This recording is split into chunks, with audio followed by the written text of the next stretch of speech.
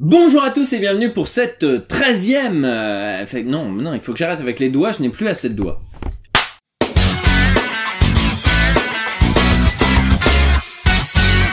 Bonjour à tous et bienvenue pour cette 13e FAQ du doublage. Qui dit 13 dit malédiction, qui dit malédiction dit Halloween, et qui dit Halloween dit fête typiquement américaine, donc aujourd'hui on va parler de trucs plus ou moins liés directement au pays de l'oncle Sam. C'était très laborieux, on est d'accord. Hey, ping ping. Je sais pas c'est quoi le défi avec les pseudos, mais arrêtez vraiment. Nous demande, est-ce qu'un acteur étranger peut choisir la voix française qui le doublera, ou à l'inverse, peut-il refuser un comédien de doublage? Les personnes qui choisissent puis valident le choix d'une voix française sur tel ou tel acteur, ce sont dans un premier temps les directeurs artistiques et dans un second temps le client, à savoir le distributeur, le studio, etc. Il peut arriver, si on leur en donne les moyens et s'ils ont le temps, que les réalisateurs soient intégrés dans la boucle, mais ça reste quand même très très rare. C'est donc, vous vous en doutez, encore plus rare que les comédiens originaux, les comédiens américains s'intéressent à la voix française qui va les incarner, majoritairement parce qu'ils s'en foutent. C'est pour ça qu'ils ont toujours l'air amusés et sont très souvent enchantés de découvrir ceux qui les doublent en français.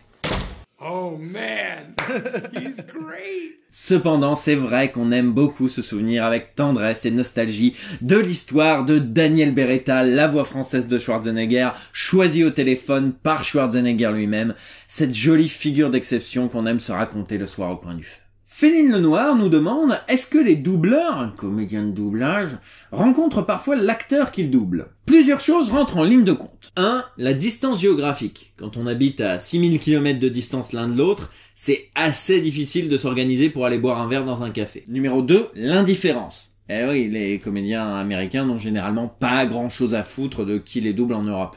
Je pense pas que ce soit du mépris, je pense simplement que leur vie est suffisamment bien remplie pour avoir à s'intéresser à ce genre de choses. Peut-être que c'est quelque chose qui leur traverse l'esprit le soir, brièvement, assis sur le canapé. Je me demande bien qui me double en Europe. Tout comme nous, ça nous arrive sur d'autres sujets. Je me demande bien pourquoi le café il remonte dans le sucre.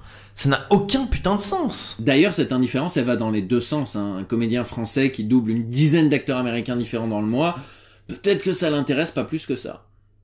Il est peut-être curieux en fin de repas, lui aussi. Je me demande si Bryan Gosling, il est sympa en vrai. Non, parce que là, dans le rôle que je viens de finir, il est pas très sympa, hein. Oh, il est dingue ce distributeur de canettes quand même. C'est trop magique. Cela dit, il arrive parfois que soient organisées des rencontres quand l'acteur américain est de passage en France ou inversement, et généralement ces rencontres sont très heureuses. You must do a very good job because everybody is a big fan of the show, but they don't get to hear me, they hear you. Pour finir, Bart Jojo nous demande pourquoi les Américains doublent pas les films étrangers, mais doublent leurs propres dessins animés et les animés japonais. Alors tout d'abord, mon cher Jojo, est-ce que tu écoutes ce que je dis? Je l'ai expliqué dans la 4e FAQ du doublage, les Américains ne doublent pas leurs séries puisqu'ils enregistrent la voix avant l'animation. C'est du voice acting, ça n'a rien à voir. Enfin un peu, quand même. Non! Maintenant, concernant le doublage d'animés japonais, et français, et n'importe quelle autre nationalité, c'est quelque chose qu'on fait depuis la nuit des temps et partout, doubler du dessin animé. Les dessins animés ont des mouvements labiaux moins précis, ce qui les rend plus faciles à doubler, et ce qui rend leur doublage plus difficile à discerner. Donc on le fait partout, y compris dans des pays qui bouffent que de la VOST, comme l'Europe du Nord ou le Portugal. Maintenant, concernant les films et les séries étrangères, j'entrevois deux explications possibles. La première, c'est que les États-Unis et le Royaume-Uni, ça fait 2 fois uni d'ailleurs. Ah ouais. Ouais, hein, c'est fou. Les gencives m'en tombent. La première donc, c'est que les États-Unis et le Royaume-Uni ont suffisamment de production audiovisuelle dans leur propre langue pour aller en chercher chez les autres. Les Américains notamment sont hégémoniques dans l'industrie culturelle depuis un bon bout de temps et leur propre production suffit généralement à les satisfaire, sauf rares exceptions, #Amélie Poulain. La deuxième découle directement de la première. Puisque les Américains ont très peu goûté aux productions étrangères, alors que nous on bouffe quand même du cinéma américain depuis le début du siècle, de fait, ils ont très peu goûté au doublage. Alors que nous, on en bouffe depuis les années 40. On accepte beaucoup plus facilement quelque chose quand on y est exposé depuis des années que quand on y goûte par petites touches. Donc oui, en effet, les rares tentatives de doublage anglais ont été des catastrophes et ont été très très mal accueillies, comme j'en parlais dans le Parlons VF sur la folie des grandeurs. Mais bon, comme on dit...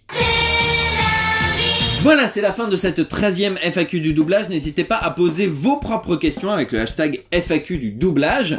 N'hésitez pas également à me suivre sur Twitter, à liker la page Facebook et à me soutenir sur Tipeee parce que c'est toujours sympathique. Je vous donne rendez-vous la prochaine fois.